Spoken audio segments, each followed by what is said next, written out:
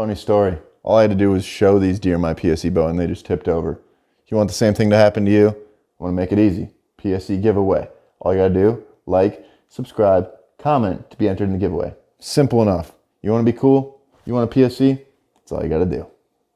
Well guys, food plot season is coming and you need to make sure that you have palatable food sources during every portion of the season so that you're holding deer throughout the entire season and you have a better chance of killing these deer. So there's something that I like to do that I've never really heard people talk about with some of my spring food plots. And here's the thing about spring food plots, guys. If you're not planning them, I would highly recommend it.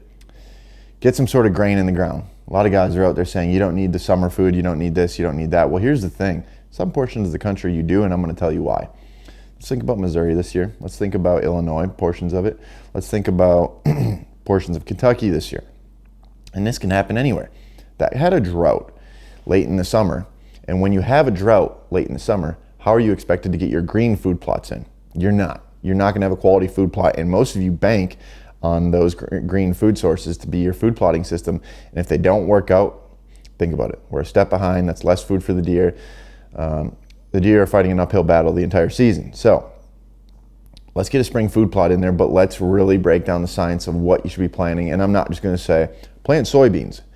I mean, we're going to talk about soybeans today, but there is a certain way in which you should be planting your soybeans. Sure, the method, but the varieties and things like that. And a lot of you don't even know this stuff exists, but we're going to get into it right now. So I'm a big fan of planting a forage soybean for deer in the spring. Forage soybeans are better than agriculture beans for a couple of reasons. More forage per acre, they're going to withstand browse pressure. They're hopefully going to make it to deer season, assuming that you planted the right amount of food. And now you're going to have late season food as well as early season food in September. So you got a December and a September food plot, even into January if you plant beans. The thing about soybeans is the leaves are super palatable and nutritious with tons of protein content. You know, the brand of soybeans, I mean, they can be well up into the double digits as far as protein content goes in some of these leaves. So, and thankfully that's kind of been genetically modified over the course of time and through seed breeding and things like this to create the ultimate food plot and get your deer big, strong, and healthy. But anyway, let's talk about the leaves of a soybean plant for a second here. That's what they're hitting in the summer.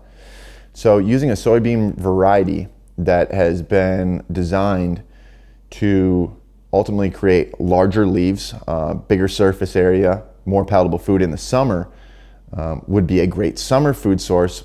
But then planting deeper into your food plot, and we're going to talk about architecture, food plot architecture here for a second too, and how I'm going to be doing some of my plots this year, but then farther back into the food plot, farther away from the access point of your food plot, I would put more soybeans with better pod production, okay? Because that's what they're going to be hitting late in the season. So why are we doing this? So let's think about this. Let's split our food plot into, let's say it's a big rectangle. Your deer are coming out from the west, and your rectangle runs north and south. The closer portion of my food plot to the bedding to the west, I will likely plant in a soybean variety that has larger leaves, that is more palatable during the summer time frame, because that is the first thing that they're going to be coming out to and hitting as they walk out of the timber on this given piece. And you'll have to think about where to put this on your property. But planting numerous seed varieties, you know, is going to help ensure that you have palatable food during different portions of the season. And basically, if we keep those deer fed during the summer with a portion of that food plot, that's still creating pods. Don't get me wrong; it's going to be great in the late season, but it's more so focused on that early season, and then it's going to keep those deer off of the other soybean varieties because it's going to withstand browse pressure a little bit better in the summer. And then as they move, you know, into the other food plot, it's still going to withstand the browse pressure. It's still going to have the leaves. It's still going to be great. And they'll go in there and eat it, but it's going to keep the deer off of that back portion of the food plot a little bit more, which means that you're going to have more food late in the season. The problem with soybeans is a lot of times we've had issues, or we all have issues of not planting enough. They don't make it through the season. Well, there's a lot of things you can do. You can use products like Milorganite. We can fence.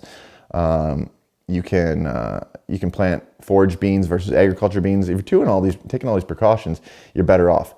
Add this to one of those, that precaution list. Plant a forage bean that has large leaves, has bigger surface area, more palatable food in the summer, closer to the bedding, so that they hit that first, ultimately helping the rest of the soybean plot make it through the rest of the year, and then you have late season food. So planting different varieties is always a good idea.